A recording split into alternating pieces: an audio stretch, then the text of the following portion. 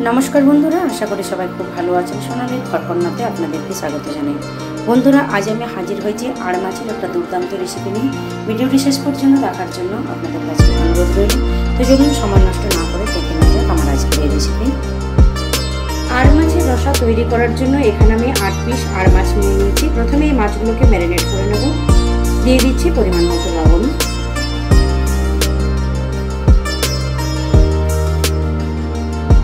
দিচ্ছি হলুদ গুঁড়ো,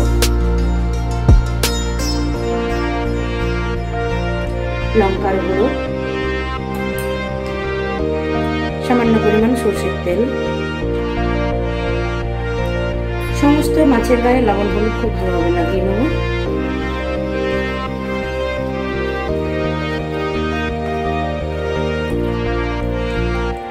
সমস্ত মাছগুলোকে লবণ হলুদ খুব ভালোভাবে মিশিয়ে নিয়েছি। এরপর এই মাছগুলোকে 10 মিনিট ম্যারিনেট করে রাখছি। রান্নার শুরুতে একটা মশলা তৈরি করে নেব। একটা মিক্সিং জারের মধ্যে নিয়ে নিচ্ছি কয়েক টুকরো আদা,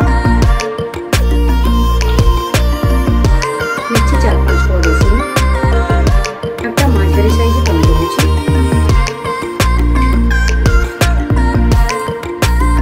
দুটো কাঁচা লঙ্কা।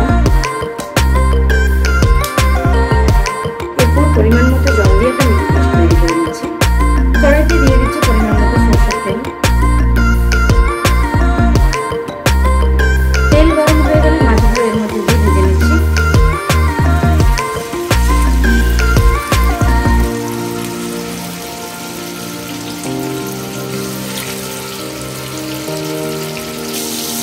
মাছের এক পিঠ কিছুক্ষণ ভেজে নেওয়ার পর মাছগুলোকে উল্টে দিচ্ছি।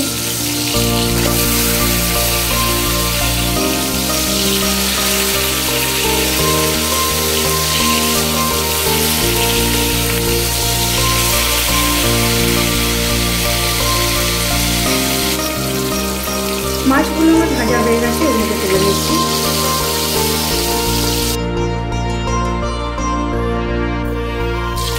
একই রকম ভাবে সমস্ত মাছগুলোকে ভেজে নিচ্ছি।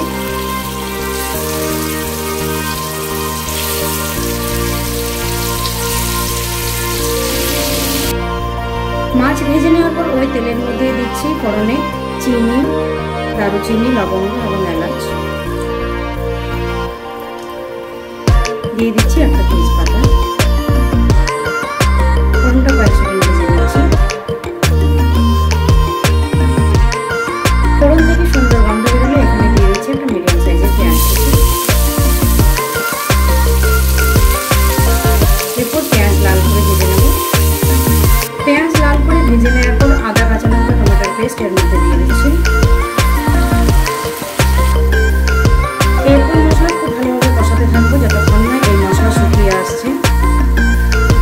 এদিকে একটা বাটির মধ্যে নিয়ে নিচ্ছি 3 চামচ ফেটানো টক দই। এর মধ্যে দিয়ে দিচ্ছি 1 চামচ পরিমাণ কাশ্মীরি লঙ্কার গুঁড়ো,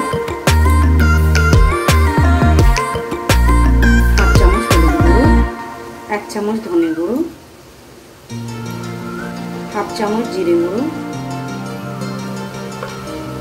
পরিমাণ মতো লবণ।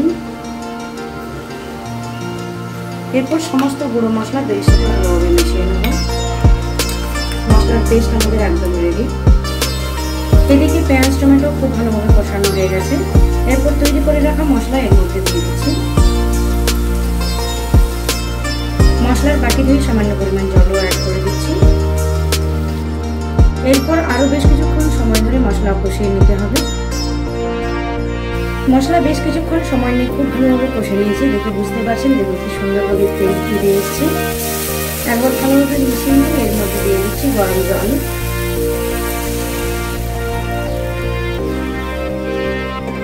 জল দেওয়ার পর লবণের পরিমাণটা অবশ্যই আবার চেক করে নেবেন। এরপর ভেজে রাখা মাছগুলো এর মধ্যে দিয়ে দিচ্ছি।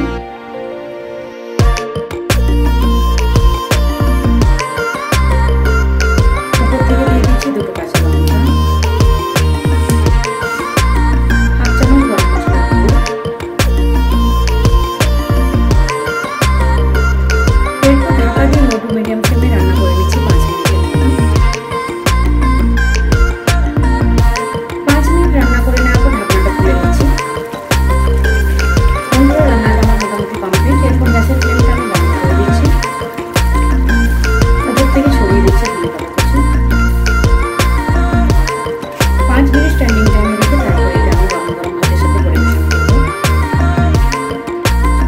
বন্ধুরা তৈরি করে দেখালাম আড় মাছের রসা। বন্ধুরা রান্নাটা দেখতে যতটা সুন্দর হয়, রান্নার স্বাদও কিন্তু ঠিক একই রকম হয়। আপনাদের বাড়িতে যদি আড় মাছ থাকে তাহলে অবশ্যই এই রেসিপিটা এইভাবে একবার বানিয়ে দেখবেন। আশা করছি করতে গেলে খুব ভালো লাগবে।